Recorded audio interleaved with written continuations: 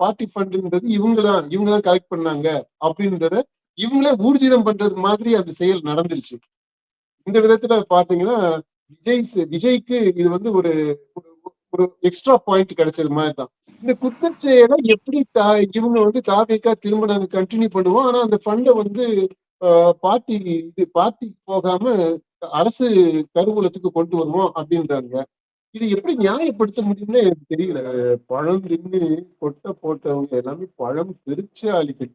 அந்த அவையில இருக்கிற எல்லாரும் தாவேக்காவுல புதுசாக வந்த உறுப்பினர்கள் முதற்கொண்டு எல்லாருமே இந்த அரசியல்ல எல்லாமே தெரிஞ்சவங்க தான். எழுதி கொடுத்தத இந்த மாதிரி பெர்ஃபார்ம் பண்ணணும் அப்படின்னு இன்ஸ்ட்ரக்ஷன்ஸ் இருக்குது. அதை ஒரு தடவை ரிஹர்சல் பண்ணிட்டு வந்து அவர் டெலிவரி பண்றாரு. அப்படிதான் நம்ம புரிஞ்சுக்க வேண்டியது இருக்கு. இப்ப இதை பிரேக் பண்ணணும்.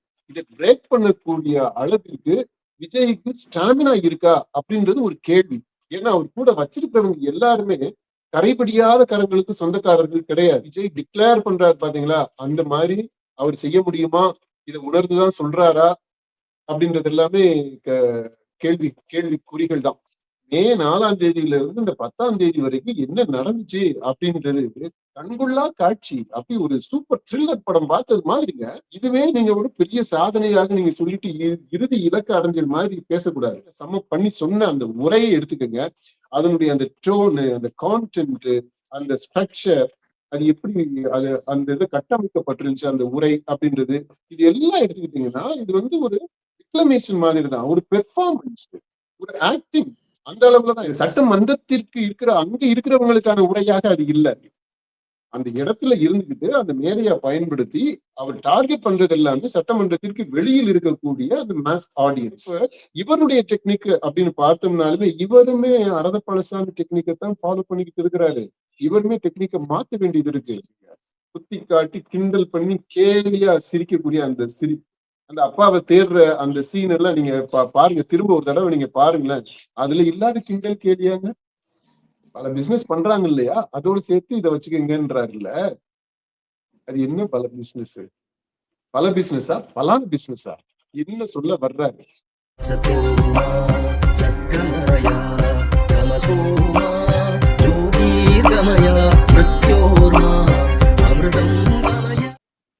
அடுத்ததாக வந்து முதலமைச்சர் பேசுறப்ப சொல்றாரு, போதைப் பொருள் பாதுகாவலர் கழக மாடல் அரசு செஞ்ச ஒவ்வொரு ஊழலா வந்துட்டு வெளியே வந்துட்டு இருக்குது அப்படிங்கிறத சொல்லிட்டு பார்ட்டி ஃபண்ட் அப்படிங்கிற ஒரு விஷயத்தையும் சொல்றாரு. இது மூலமா பார்ட்டி ஃபண்டுங்கிற பேர்ல வசூலிச்சதெல்லாம் வந்துட்டு அரசு கஜனாவுக்கு கொண்டு வரதுக்கான முயற்சிகளை நாங்க ஒவ்வொன்றா எடுத்துட்டு இருக்கிறோம் அப்படிங்கிற ஒரு விஷயத்தையும் அவர் சொல்றாருப்பா. அப்பதான் வந்து அந்த சலசலப்புங்கிறது நடக்குது.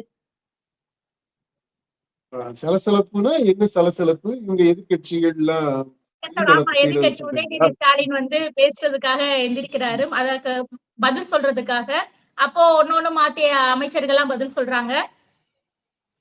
அதை தொடர்ந்துதான் வந்துட்டு உதயநிதி ஸ்டாலின் வந்து வெளிநடப்பு செஞ்சுட்டு போறாரு, பேசுறதுக்கு அனுமதி கொடுக்கல அப்படிங்கிறதுனால.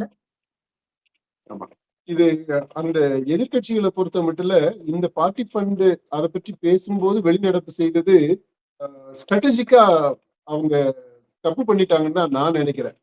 ஒண்ணு அதுக்கு முன்னாடி போயிருந்திருக்கணும், அல்லது நம்ம முன்னாடி சொன்னோம் பாத்தீங்களா, கடைசி வரைக்கும் வெயிட் பண்ணி இவரை முழுசா பேச விட்டுல முழுசா இவரை பெர்ஃபார்ம் பண்ண விட்டு அதுக்கு அப்புறமா இவங்க வந்து வச்சு செஞ்சிருந்திருக்கிறதுக்கு ட்ரை பண்ணி இருந்திருக்கலாம்.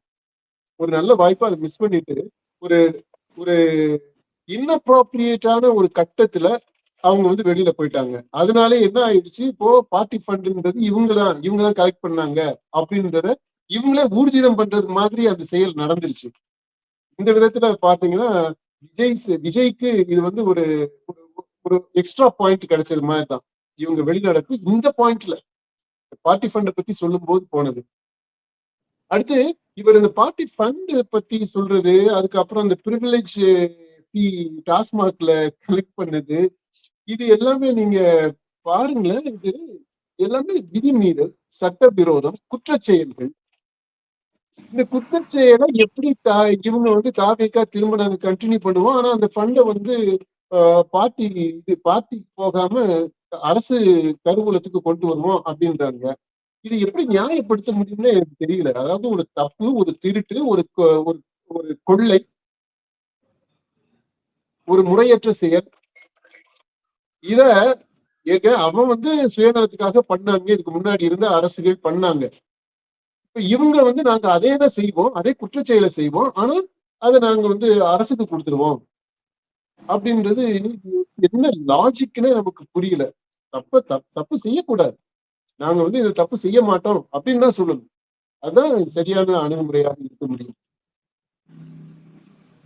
அடுத்து வந்து இந்த ஒவ்வொரு ஊழலா வெளியே வருது அப்படிங்கறத சொல்லிட்டு நாங்க தொடவும் மாட்டோம், தொட விட மாட்டோம், தொட்டவங்களே விட மாட்டோம் அப்படிங்கிற ஒரு ரைமிங்கா வார்த்தையெல்லாம் சொல்லிட்டு நடுங்கிட்டு இருக்கிறாங்க அப்படிங்கறதையும் சொல்றாருப்பா.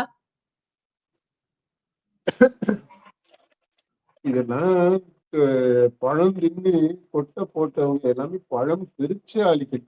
அந்த அவையில இருக்கிற எல்லாரும் தாவேகாவுல புதுசாக வந்த உறுப்பினர்கள் முதற்கொண்டு எல்லாருமே இந்த அரசியல்ல எல்லாமே தெரிஞ்சவங்க தான். நிர்வாகம்ன்றது வந்து அவங்களுக்கு புதுசா இருக்கலாமே தவிர அரசியல் வந்து தாவேகாவுக்கு தெரியாமலா இருக்கும். தாவேகா எம்எல்ஏக்களுக்கு தெரியாதுன்னு நினைக்கிறீங்களா? ஐயோ, அவங்க எல்லாம் திமுக விட ஒருபடி மேலதான். அதனால அது பிரச்சனை இல்லை. தப்பு செய்ய விட மாட்டோம், தப்பு செய்யறவனை இது பண்ணுவோம் அப்படின்றது, இந்த ஊழல் பண்ண மாட்டோம், ஒரு பைசா நமக்கு தேவை கிடையாது, அந்த இதெல்லாமே திரும்ப திரும்ப அந்த பழைய அரதப்பழசான பேச்சவே திரும்ப திரும்ப பேசிட்டு இருக்காரு. நமக்கே புளிச்சு போயிடுச்சு, இது புளிச்ச மாவாயிடுச்சு. விஜய் தொடர்ந்து நம்ம அவருக்கு கட்சி ஆரம்பிச்ச முதல் பிரச்சாரத்துல இருந்து இப்ப வரைக்குமே அதே பேச்சதான் பேசிக்கிட்டே இருக்கிறாப்புல. அதுல அது எப்படி அவருக்கே சலிப்பு தட்டலையா? ஆனா அப்படின்னா என்ன அர்த்தம், அவர் என்ன பேசுறாருன்னு தெரியாமலே பேசிக்கிட்டு இருக்கிறாரு. எழுதி கொடுத்தத இந்த மாதிரி பெர்ஃபார்ம் பண்ணணும் அப்படின்னு இன்ஸ்ட்ரக்ஷன்ஸ் இருக்குது, அதை ஒரு தடவை ரிஹர்சல் பண்ணிட்டு வந்து அவர் டெலிவரி பண்றாரு. அப்படிதான் நம்ம புரிஞ்சுக்க வேண்டியது இருக்கு. இதுல அடுத்துங்க, ஊழல்ங்கிறத ஒழிக்க முடியாது அப்படின்றது ரொம்ப உறுதி. அது யாரு வந்தாலுமே ஊழலை ஒழிக்க முடியாது. ஆனா ஊழல்ன்ற அந்த அதுல போகுது பாத்தீங்களா, அந்த பணம், லஞ்சம், ஊழல், இந்த மாதிரி இது, இந்த லீக்கேஜ் இருக்கு பாத்தீங்களா, அதை நம்ம ஒரு முறைப்படுத்த முடியும். ஒரு ஒரு அமைப்புக்குள்ள, ஒரு ஒழுங்குக்குள்ள கொண்டு வர முடியும். ஈவன் சட்ட ரீதியாகவே கூட சில விஷயங்களை நம்ம வந்து இந்த வரைமுறைக்குள்ள கொண்டு வந்துட முடியும். அப்படி செஞ்சாலுமே கூட முழுமையாக இந்த ஊழலை கட்டுப்படுத்த முடியாது. ஏன்னா ஊழல் செய்வதற்கு மக்கள் கொஞ்சம் கூட தயங்குறதே கிடையாது. லஞ்சம் கொடுக்கறதுக்கு மக்கள் எப்பவுமே ரெடியா தான் இருக்கிறாங்க. அதனால இது சிஸ்டத்தினுடைய பிரச்சனை மட்டும் இல்ல, மக்களுடைய மைண்ட் செட்லயுமே இருக்கக்கூடிய பிரச்சனை இது. எனக்கு காரியம் ஆகணும், விரைவா ஆகணும், உடனடியா ஆகணும், எனக்கு தேவைப்படுறது மாதிரி நடக்கணும், ஒரு காரியம் நடக்கணும் அப்படின்னா போலீஸ் ஸ்டேஷன்ல இருந்து, ஆஸ்பத்திரியில இருந்து, பத்திரப்பதிவுல இருந்து, எல்லா இடத்துலயும் எந்த இடத்துலயும் மக்கள் பணத்தை கொடுத்து காரியத்தை சாதிக்கணும் தான் பாக்குறாங்க. இது வந்து இன்றைக்கு மனித இயல்பாகவே இருக்கு, மனித வேல்யூஸ்ல இது வந்து இருக்கு. Fast, quick, immediate gratification. இதுதான் இந்த தலைமுறைனா நான் வந்து ஜென்சியை பத்தி சொல்லல, இன்னைக்கு இருக்கக்கூடிய மக்களுடைய மைண்ட் செட்டே அப்படித்தான் இருக்கு. இந்த மாதிரி இருக்கும்போது நீங்க சிஸ்டத்துல என்னதான் மாற்றங்களை கொண்டு வந்தாலும், அதை தூய்மைப்படுத்தினாலும், பியூரிஃபை பண்ணாலும், பர்ஜ் பண்ணாலும், சுத்தம் பண்ணாலும், என்னதான் போட்டு இந்த வாஷிங் மிஷின்ல போட்டு என்னென்னவோ பண்ற மாதிரி அப்படி என்ன பண்ணீங்கன்னாலும் அது ஒரு சைடா தான் இருக்கும், அது கம்ப்ளீட் ஆகாது. இது யதார்த்தம். இந்த யதார்த்தத்தை புரிஞ்சுக்கிட்டு தான் நம்ம பேசணும். மற்றபடி இவர் விஜய் சொல்றது எல்லாமே திரும்பவும் ரெட்டாரிக்ஸ் தான், அதாவது சவடால் அரசியல்ல சவடால் பேச்சா இருக்கு. இது ஒரு உதயநிதி சொல்றது மாதிரி இந்த பாயிண்ட் வந்து ஒரு ரீல்ஸுக்கான மெட்டீரியல். இப்ப நீங்க சொன்னீங்க இல்லையா, இது வந்து சூப்பரா ஒரு ரீல்ஸ் போடலாம், அது வைரலா. மற்றபடி அதுல உள்ளடக்கம்னு பார்த்தா ஒண்ணு கிடையாது, எம்டி வேர்ட்ஸ். அந்த ஊழலை பத்தி முதலமைச்சர் வந்து தொடர்ந்து பேசிக்கிட்டே இருக்கிறாரு. ஆனா அவர் சொல்றது வந்து அமைச்சர்கள், சட்டமன்ற உறுப்பினர்கள், முதலமைச்சர் இது போல ஒரு முந்தைய அரசை தான் சொல்லிட்டு இருக்காரு. ஆனா இன்னைக்கு நிலவரப்படி பாத்தீங்கன்னா அரசு அதிகாரிகள் தான் வந்துட்டு அதிகமா ஊழல் அப்படிங்கறது, அதாவது லஞ்சம் வாங்குறதுங்கிறது நடந்துட்டு தானே இருக்கா. அதை ஒழிக்கிறதுக்கு நடவடிக்கை எடுக்கல. முந்தைய ஆட்சி பண்ணுச்சுதான், இருந்தாலும் அரசு அதிகாரிகள் திருந்தாத வரையில எப்படி அந்த ஊழலுங்கிறத ஒழிக்க முடியும்? இப்ப உதாரணத்துக்கு ரேஷன் கடைக்கு போனா அந்த ரேஷன் கடையில அந்த அளவுக்கான பொருட்கள் வந்து குடுக்கறது இல்ல. அது ஒரு பக்கம் இருந்தாலும் இந்த கூட்டுறவு சார்ந்த பொருட்கள் வந்து வாங்கணுங்கிறாங்க. அதுல வந்துட்டு எம்ஆர்பி ரேட் ரூ. 68 இது ஸ்டிக்கர் ஒட்டி இருக்கிறாங்க. ஆனா கண்ணுக்கு தெரியாம ரூ. 70 ரூ. 72 அப்படிங்கறத போட்டுறாங்க. நிறைய பேர் வந்து மக்கள் பாக்குறதே இல்ல. அவங்க சொல்ற காசை கொடுத்து வாங்கிறாங்க. ஒரு ஆள்கிட்ட ரூ. 10 வச்சுக்கிட்டாலும் தினந்தோறும் எவ்வளவு மக்கள் வாங்குறாங்க. அதுலயும் கண்ணுக்கு தெரியாம இது போல ஊழல் வந்து நடக்கதானே செய்யுது. இது போன்ற விஷயங்கள், அதாவது அரசு அதிகாரிகள் இது போல லஞ்சம் வாங்குறது, ஊழல் பண்றதுங்கிறத முதல்ல வந்து ஒழிக்கிறதுக்கு ஒரு தீவிரமான நடவடிக்கை எடுக்கணும் தானே. அப்பதானே இந்த ஊழலுங்கிறத ஒழிக்க முடியும். அவங்களுக்கு ஒரு பயம் வரணும்ல. ஏப்பா, இந்த பாட்டிலுக்கு ரூ. 10 விஷயத்த விஜய்க்கு சொன்னதுனால அவர் பாட்டு பாடினாப்ல, பாட்டிலுக்கு ரூ. 10. இந்த ரேஷன்ல ரூ. 2 வாங்குற விஷயத்த நீங்க முன்னாடியே சொல்லியிருந்திருக்க கூடாதா? பிரச்சார டயத்திலேயே விஜய்க்கு இந்த உண்மையை நீங்க தெரியப்படுத்தி இருந்தீங்கன்னா, இது வந்து ரேஷன்ல கிலோவுக்கு ரூ. 2 அப்படின்னு சொல்லிட்டு ஒரு பொருளுக்கு ரூ. 2 அப்படின்னு ஒரு பாட்டை போட்டு இருந்திருக்கலாம். அதுவும் இன்னும் சூப்பரா ஹிட் ஆயிருந்திருக்கு. ஆனா டாஸ்மாக் மாதிரி இதுவுமே இப்ப வீட்டுல இது பெண்களை பாதிக்கக்கூடிய விஷயம். ரேஷன்ல போய் அவங்க தானே கியூல நின்று பொருள் வாங்குறாங்க. அது இந்த ஐடியா நீங்க எனக்கு முதல்லயே சொல்லாம விட்டீங்க. சரி, இப்ப இந்த மாதிரி இருக்குது பாத்தீங்களா? இது எல்லாமே பெரிய பெரிய மினிஸ்டர்ஸ் பண்றது கிடையாது. அரசு துறையில இருக்கக்கூடியவங்க பண்றது. நம்ம கீழ்மட்டத்துல இருக்கிறவங்கள இத சொல்றோம். இது அதாவது கிராஸ் ரூட்ல நம்ம கான்டாக்ட்ல இருக்கக்கூடியவங்க. அதனால இந்த உதாரணத்தை நீங்க சொல்லிட்டீங்க. இந்த ரூ. 2 விஷயத்த, அந்த ரூ. 10 விஷயத்த.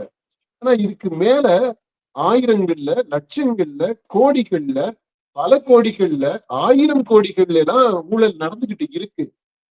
அது எல்லாமே இந்த அமைப்புக்குள்ள நடந்துகிட்டு இருக்கு. இதுல அமைச்சர்கள், மக்கள் பிரதிநிதிகள் இன்வால்வ் பண்ணியிருக்கிறாங்கன்றது ஒரு சைடு. நீங்க அழகா இந்த பிரச்சனையை சொன்னீங்க. இன்னொரு பக்கம் அதுதான் இந்த அரசு ஊழியர்கள், அதாவது லெஜிஸ்லேச்சர் இருக்குது இல்லையா? அந்த லெஜிஸ்லேச்சர் தான் மக்கள் பிரதிநிதிகள், இந்த அமைச்சரவை அதெல்லாமே வருது. இன்னொரு பக்கம் எக்ஸிக்யூட்டிவ். இது மேல எந்த கட்சி ஆட்சிக்கு வந்தாலும் அந்த கட்சி கொள்கைகளை அல்லது அவங்க செயல் திட்டங்களை நிறைவேற்றது இந்த அரசு ஊழியர்கள் அந்த அமைப்பு இருக்குது பாத்தீங்களா? இந்த ஸ்ட்ரக்சர், இந்த எக்ஸிக்யூட்டிவ் ஸ்ட்ரக்சர், இந்த அமைப்பை வச்சுட்டு தான் அதை எக்ஸிக்யூட்டே பண்ண முடியும், நிறைவேற்ற முடியும். இது கரப்டா இருக்கு. நம்ம கீழ்மட்டத்துல இருக்கிற கரப்ஷனை ஈஸியா ஐடென்டிஃபை பண்றாங்க. அவங்க மேல ஆக்ஷன் எடுக்கிறது எளிதாகவும் இருக்கு. ஏன்னா வந்து எதிர்த்து பெருசா கேள்வி கேட்க முடியாது. அதனுடைய பின்விளைவுகள் வந்து பெரிய அளவுல இருக்காது. மேல்மட்டத்துல போக போக போக போக அதனுடைய பின்விளைவுகளும் அதிகமாக இருக்கு. ஏன்னா அவனுக்கும் ஒரு நெட்வொர்க் வச்சிருக்காங்கல்ல, அவங்களுமே ஒரு லாபி வச்சிருக்காங்க இல்லையா? அது அரசியல் ரீதியாக இவங்களையும் பாதிக்கத்தான் செய்யும். அதனால பயப்படுறாங்க. இப்ப இதுதான் இன்றைக்கு இருக்கக்கூடிய சிக்கல். ஒரு பக்கம் மக்களினுடைய மதிப்பீடு, அவங்க ஊழல் பண்ணுவதற்கு உடனடியாக இருக்கிறாங்க, லஞ்சம் கொடுக்கறதுக்கு தயாரா இருக்கிறாங்க. இது ஒரு சைடு. இன்னொரு சைடு இந்த அரசு நிர்வாகத்தை எடுத்துக்கிட்டோம்னாலே அதுல அந்த சட்டம் இயற்றக்கூடிய மக்கள் பிரதிநிதிகள் பங்கேற்கக்கூடிய ஒரு அமைப்பு இருக்குது. அடுத்து அரசு நிர்வாகம் அப்படின்ற அந்த அரசு ஊழியர்களை கொண்ட அமைப்பு இருக்குது. இது ரெண்டுக்கு இடையில இருக்கக்கூடிய அந்த டைனாமிக்ஸ் இருக்குது பாருங்களேன். பல சமயங்கள்ல என்ன ஆகுதுன்னா, மேல் மட்டத்துல இருக்கக்கூடிய அரசு ஊழியர்களும் மேல் மட்டத்துல இருக்கக்கூடிய அந்த அமைச்சர் நிலையில இருக்கக்கூடியவங்களும் ஹேண்ட் இன் கிளவுஸ் மாதிரி ஒன்னோட ஒண்ணு அப்படியே சேர்ந்து கூட்டு கொள்ளை அடிப்பாங்க. அப்புறம் கீழ் மட்டத்துல வர வர என்ன ஆகுதுன்னா, அந்த எம்எல்ஏஸ் வருவான், அப்புறம் கட்சிக்காரங்க வருவாங்க. அவங்க அந்த அளவுல கொஞ்சம் கொஞ்சம் அந்த தாசில்தார் அளவுல அந்த அப்படி எல்லாம் வரும்போது, அப்புறம் விஏஓ அளவுல வரும்போது, விஏஓ மட்டும் பணம் தனியா வாங்கிக்கிறது கிடையாது. விஏஓ இருக்கும்போது அங்க அந்த பஞ்சாயத்துல அரசு ஊழியர் ஒருத்தர் இருப்பாரு. அவரும் சேர்ந்துதான் காசை பங்கு போட்டுக்கிறாங்க. எல்லா இடத்துலயும் அப்படித்தான் நடந்துகிட்டு இருக்கு. இப்ப இதை பிரேக் பண்ணணும். இதை பிரேக் பண்ணக்கூடிய அளவிற்கு விஜய்க்கு ஸ்டாமினா இருக்கா அப்படின்றது ஒரு கேள்வி. ஏன்னா அவர் கூட வச்சிருக்கிறவங்க எல்லாருமே கரைபடியாத கரங்களுக்கு சொந்தக்காரர்கள் கிடையாது. இப்ப அவர்களுமே இப்போ அந்த ஜம்பிள் பண்ணி விடுறாங்க, அதாவது ஷஃபிள் பண்றாங்க இந்த அரசு ஊழியர்களை. அந்த இங்க மாத்த அங்க மாத்த இதை செய்ய அதை செய்ய அப்படி எல்லாம் செய்யறாங்க. அதனால பெரிய விளைவுகள் வருமா அப்படின்னா, சரி போற இடத்துல சரி இந்த அரசுக்கு ஏத்தது மாதிரி நம்ம நடந்துக்கிறணும் அப்படின்ட்டு பக்குவமா அவங்க நடந்துக்குருவாங்க, அவ்வளவுதான். அதனால முற்றிலுமாக இந்த அரசு சொல்றது மாதிரி, அதாவது விஜய் டிக்ளேர் பண்றாரு பாத்தீங்களா, அந்த மாதிரி அவர் செய்ய முடியுமா, இதை உணர்ந்துதான் சொல்றாரா அப்படின்றது எல்லாமே கேள்விக்குறிகள் தான்.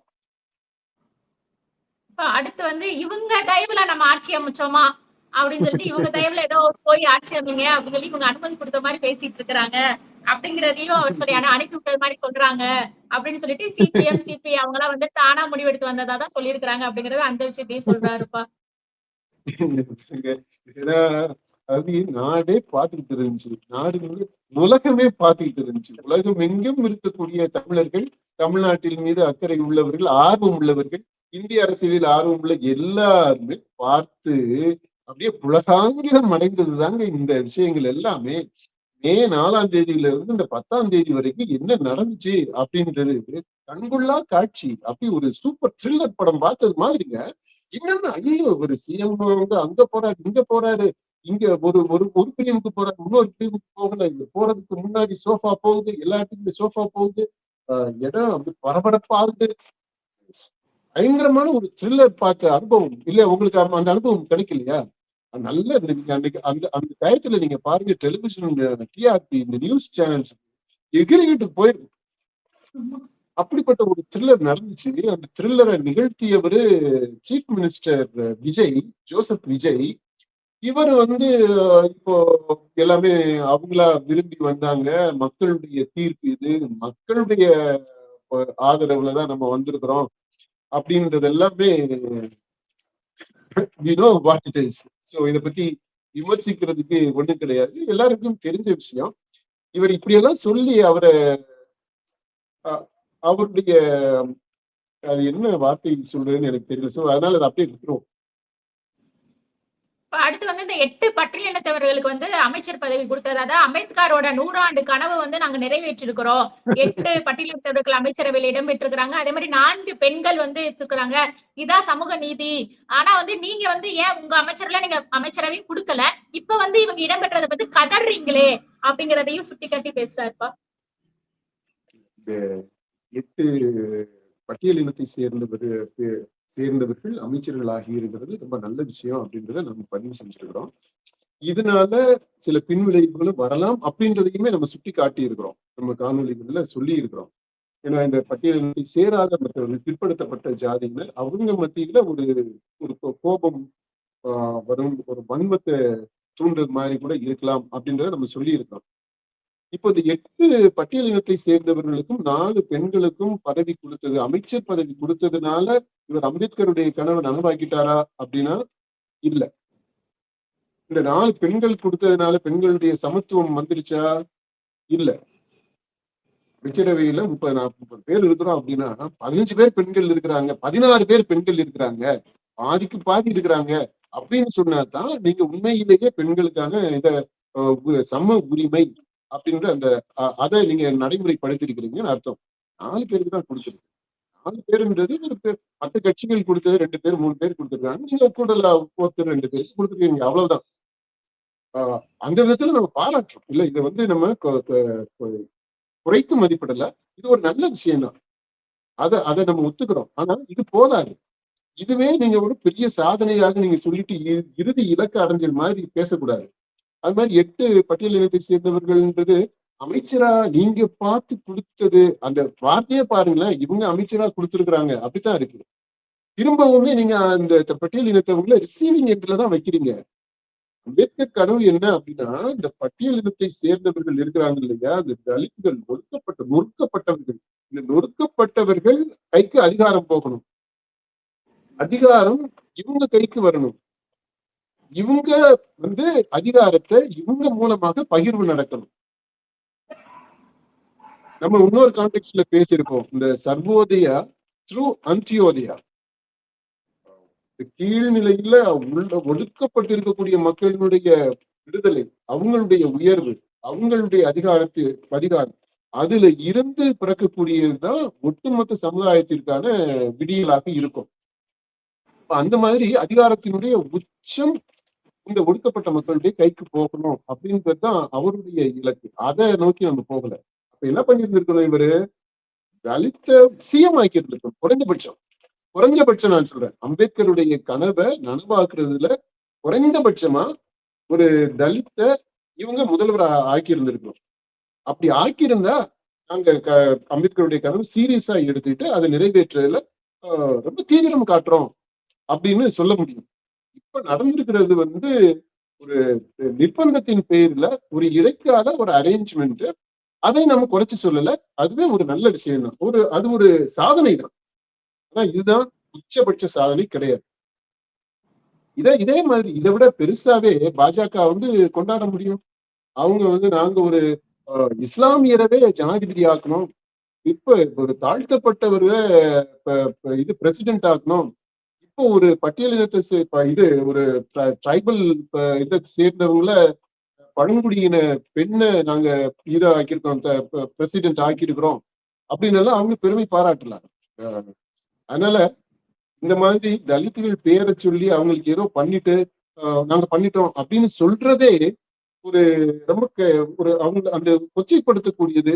அந்த தலித்துகள்ல இன்னுமே கீழ் மட்டத்துலதான் அவங்கள வச்சு பார்க்கக்கூடிய ஒரு நிலையாக தான் நான் பாக்குறேன். இந்த ஆட்டிடியூடு வந்து சீரியஸா கொஸ்டின் பண்ண வேண்டிய ஆட்டிடியூட் தான். இப்ப அடுத்து வந்து நம்மளுக்கு ஓட்டு போட்ட மக்களை வந்துட்டு தவறா பேசுறாங்க, குடும்பமா ஆதரவு அளித்ததை வந்து தவறா பேசிட்டு இருக்கிறாங்க அப்படிங்கறத சொல்லிட்டு, இது வந்து இன்னைக்கு நேத்து பண்ணல, 50 ஆண்டு காலமா, அதாவது எம்ஜிஆர் காலத்துக்கு ஓட்டு போட்டவங்களுமே இது மாதிரி இழிவாதான் பேசுனாங்க அப்படிங்கறத சொன்னாங்க. இது வந்து 50 காலமா ஒரே டெக்னிக்கா ஃபாலோ பண்ணுவீங்க, டெக்னாலஜி எல்லாம் மாறிடுச்சு, நீங்க டெக்னிக்க மாத்துங்க அப்படின்னு சொல்லிட்டு எதிர்கட்சிகளுக்கு அறிவுரை எல்லாம் வழங்குறாருப்பா, டெக்னிக்க மாத்த சொல்லி.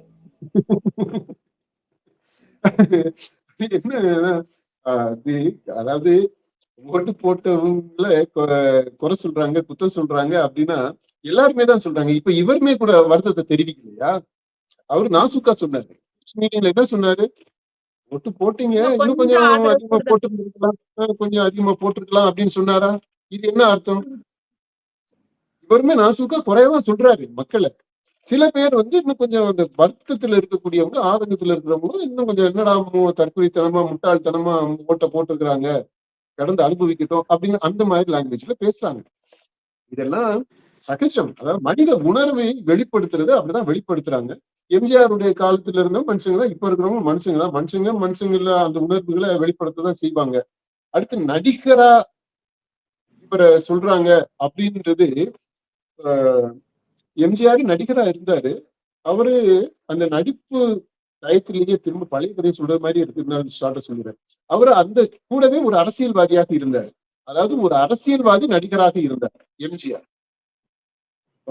இவரை பொறுத்த மட்டும் விஜய் ஒரு நடிகர் அரசியல்வாதியாகி நடிகராகவே தொடர்கிறார், அரசியல்வாதி நடிகராக இருக்கிறார்.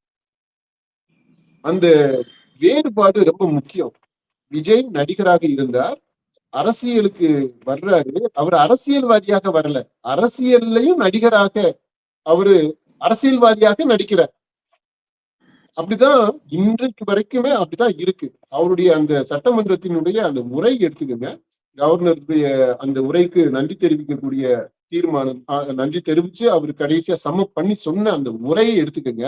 அதனுடைய அந்த டோனு, அந்த கான்டென்ட், அந்த ஸ்ட்ரக்சர், அது எப்படி அது அந்த இது கட்டமைக்கப்பட்டிருந்துச்சு அந்த உரை அப்படின்றது, இது எல்லாம் எடுத்துக்கிட்டீங்கன்னா இது வந்து ஒரு டிக்ளமேஷன் மாதிரி தான், ஒரு பெர்ஃபார்மன்ஸ், ஒரு ஆக்டிங் அந்த அளவுலதான் இருக்கு. இப்ப நம்ம அந்த ஆக்ட் பண்றது குறையா சொல்லலைங்க, நம்ம பாயிண்ட புரிஞ்சுக்கணும்.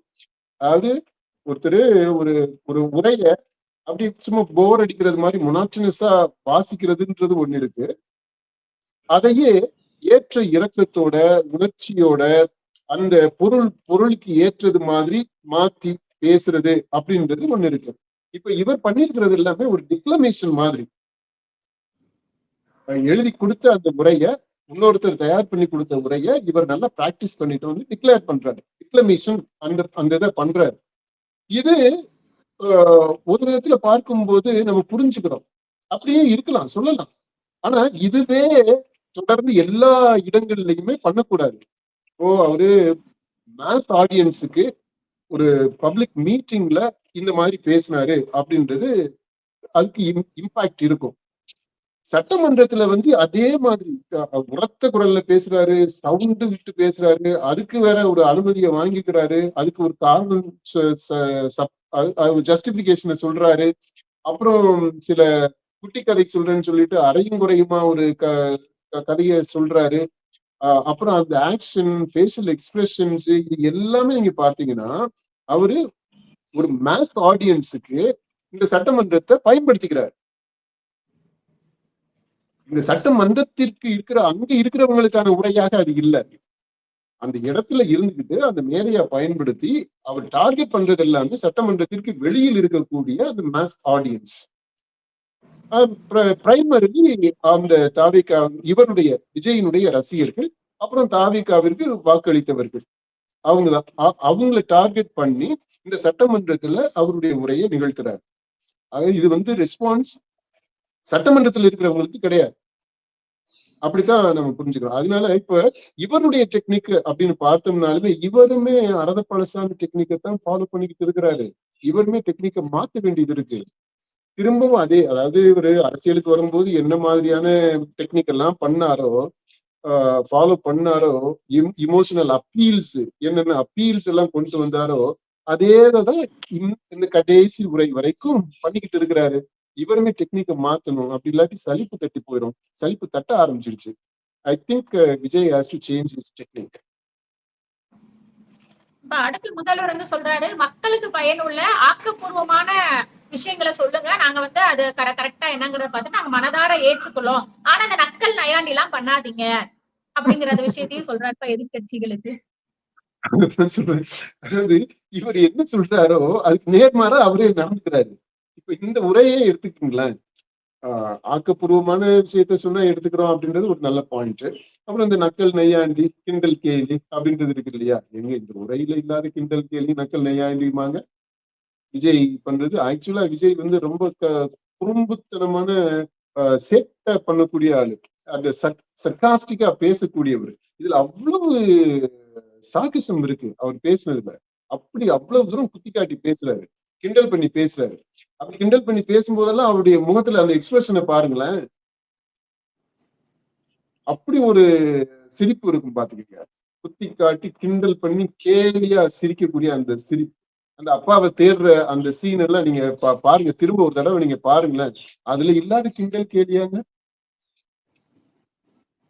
அதுல கிண்டல் கேலியை பத்தி விஜய் வந்து மத்தவங்களுக்கு அறிவுரை சொல்ற மாதிரி பேசக்கூடாது.